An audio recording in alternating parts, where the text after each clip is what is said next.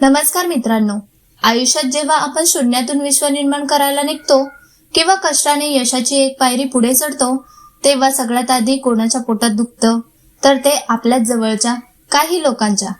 तुम्ही नवीन गाडी घेतली की त्यांच्या कपाळावरती आठ्या येतात. तुम्ही मुलाचं चांगलं केलं की त्यांना ते बघवत नाही. अशा नकारात्मक लोकांमुळे अनेकदा आपली चिडचिड होते, मनस्ताप होतो आणि कधी कधी आपण आपलं काम सोडून त्यांच्याशी भांडत बसतो. पण आजचा हा व्हिडिओ तुमचं आयुष्य बदलून टाकेल. आज मी तुम्हाला अशा 9 सुवर्ण नियमांबद्दल सांगणार आहे, जे तुम्हाला शिकवतील की जळणाऱ्या लोकांशी भांडायचं नाही, तर त्यांना आपल्या प्रगतीने कसं जाळायचं. जर तुम्हालाही तुमच्या भावकीतल्या किंवा ओळखीच्या लोकांच्या टोमण्यांचा त्रास होत असेल तर हा व्हिडिओ शेवटपर्यंत नक्की बघा. चला तर मग सुरू करूया. यशाचा गाजावाजा करू नका. जेव्हा आपण एखादी मोठी स्वप्न बघतो किंवा नवीन काम सुरू करतो, तेव्हा त्याचा गाजावाजा करणं टाळलेलं बरं. कारण आपल्या प्रगतीवरती जळणारे लोक कामात खोडा घालण्याची किंवा विनाकारण नकारात्मकता पसरवण्याची शक्यता असते. जर तुम्ही तुमचा प्लॅन सर्वांना ओरडून सांगितला तर लोक कामापेक्षा तुमच्यावर आणि तुमच्या अपयशाची वाट बघण्यावरती जास्त लक्ष देतात. त्याऐवजी शांत राहून आपल्या ध्येयावर लक्ष केंद्रित करा आणि पडद्यामागे इतकी मेहनत करा की ज्या दिवशी तुम्ही यशस्वी व्हाल त्या दिवशी तुमच्या यशाचा आवाज संपूर्ण जगात घुमेल. लोकांना तुमची धडपड सांगण्यापेक्षा थेट तुमचा निकाल दाखवा, कारण बोलण्यापेक्षा कृती आणि रिझल्ट समोरच्याची बोलती जास्त प्रभावीपणे बंद करतात.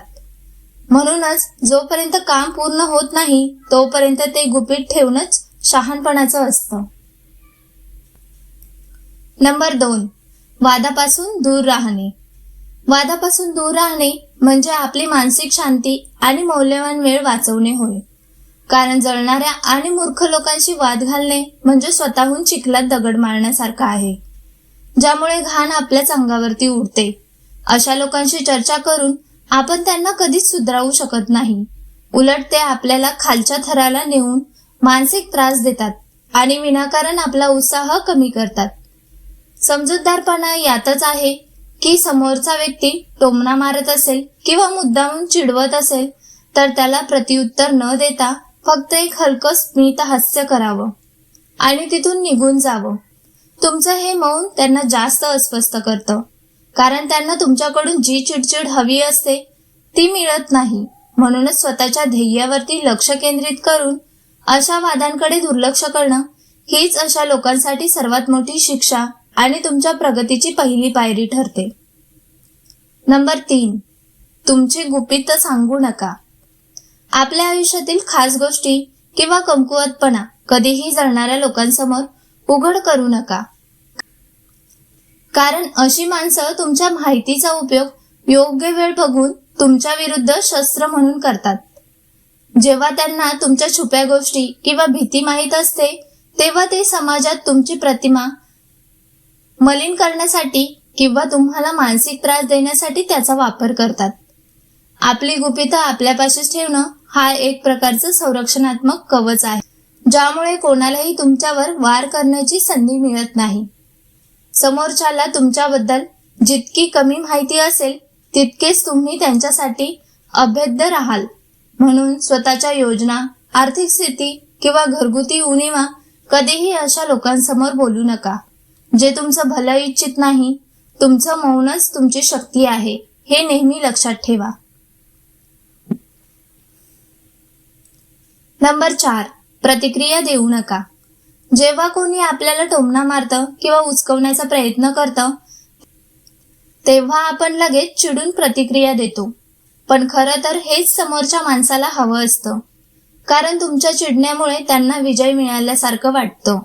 अशा वेळी प्रतिक्रिया न देणे हेच सर्वात मोठं शस्त्र आहे.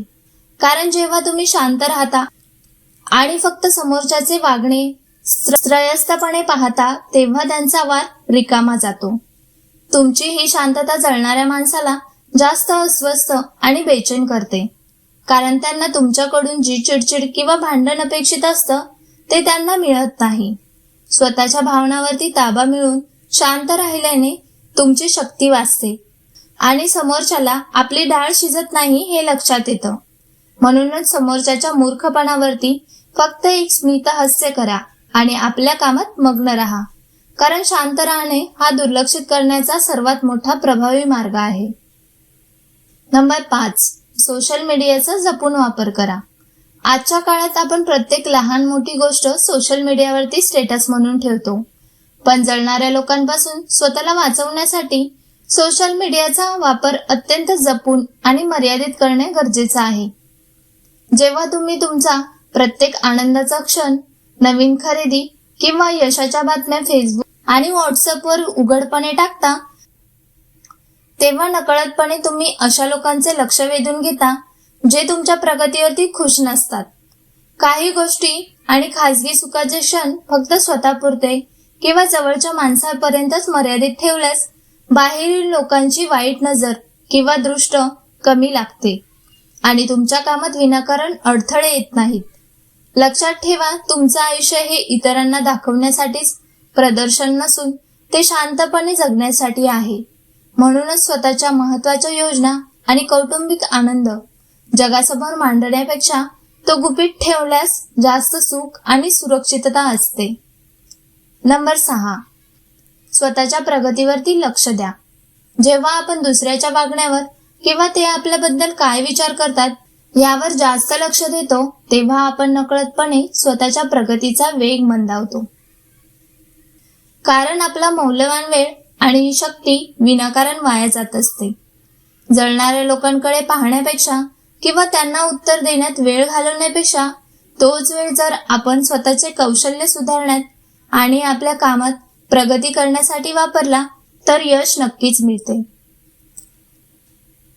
तुमची खरी स्पर्धा ही दुसऱ्याशी नसून स्वतःशी असते. हे लक्षात घेऊन दररोज स्वतःला कालपेक्षा अधिक चांगलं बनवल्यावरती लक्ष केंद्रित करा. लक्षात ठेवा, तुमचं यश हेच तुमच्या टीकाकारांसाठी दिलेलं सर्वात चोख उत्तर असतं. म्हणून लोकांच्या बोलण्याकडे पूर्णपणे दुर्लक्ष करून फक्त स्वतःच्या स्वप्नांच्या दिशेने वाटचाल करत राहणे हाच प्रगतीचा खरा मंत्र आहे. नंबर 7, नम्र पण खंबीर राहा. समाजात वावरताना नम्रता हा आपला दागिना असला पाहिजे, पण याचा अर्थ असा नाही की कोणीही येऊन आपला अपमान करावा आणि आपल्याला गृहीत धरावे. नम्र पण खंबीर राहणे म्हणजे समोरच्याशी आदराने बोलणे. पण जर समोरचा माणूस मर्यादा ओलांडून अंगावरती येत असेल तर त्याला त्याची जागा दाखवून देण्याची ताकदही आपल्यात असावी लागते. उगीचच गर्विष्ठपणा दाखवू नका.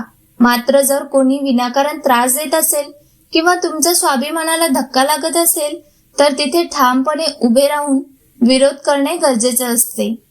तुमची सहनशक्ती ही तुमची कमजोरी नाही हे त्यांना स्पष्टपणे जाणवून द्या आणि स्वतःच्या मर्यादा आखून द्या, जेणेकरून कोणाचीही तुम्हाला कमी लेखण्याची हिंमत होणार नाही.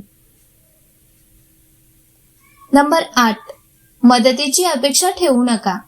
जळणाऱ्या आणि नकारात्मक लोकांशी वागताना त्यांच्याकडून कोणत्याही प्रकारच्या सहकार्याची किंवा मदतीची अपेक्षा न ठेवणे हाच मानसिक शांततेचा सर्वात मोठा मार्ग आहे. बऱ्याचदा आपण संकटाच्या वेळी आपल्या जवळच्या किंवा भावकीतल्या लोकांकडे अपेक्षेने बघतो, पण जेव्हा ते मदत करत नाहीत तेव्हा आपल्याला खूप मानसिक त्रास आणि दुःख होतं.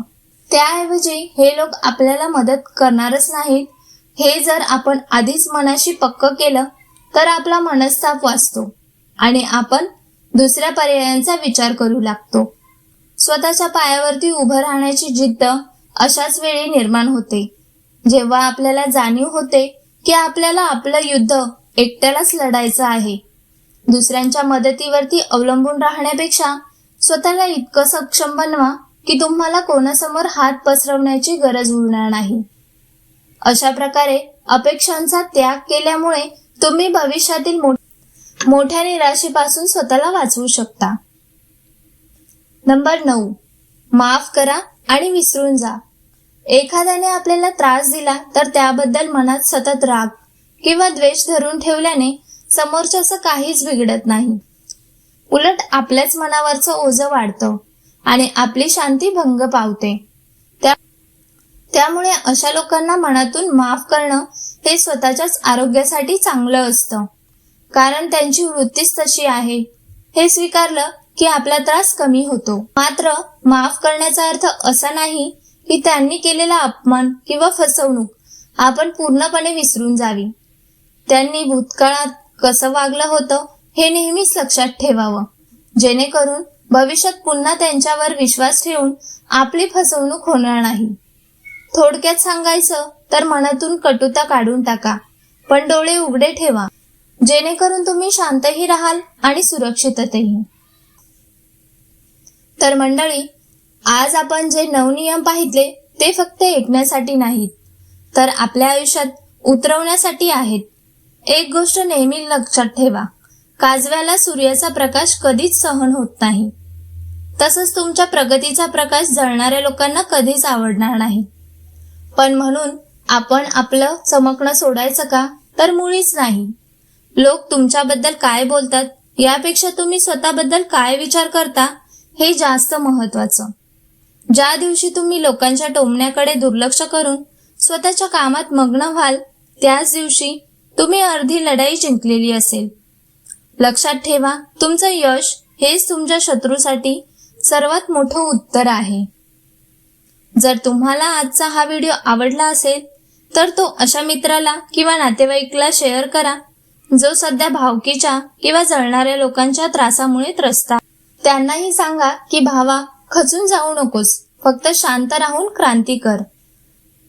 व्हिडिओ कसा वाटला कमेंटमध्ये नक्की सांगा आणि अशाच नवनवीन प्रेरणादायी विषयांसाठी आपल्या चॅनलला सबस्क्राईब करायला विसरू नका. धन्यवाद.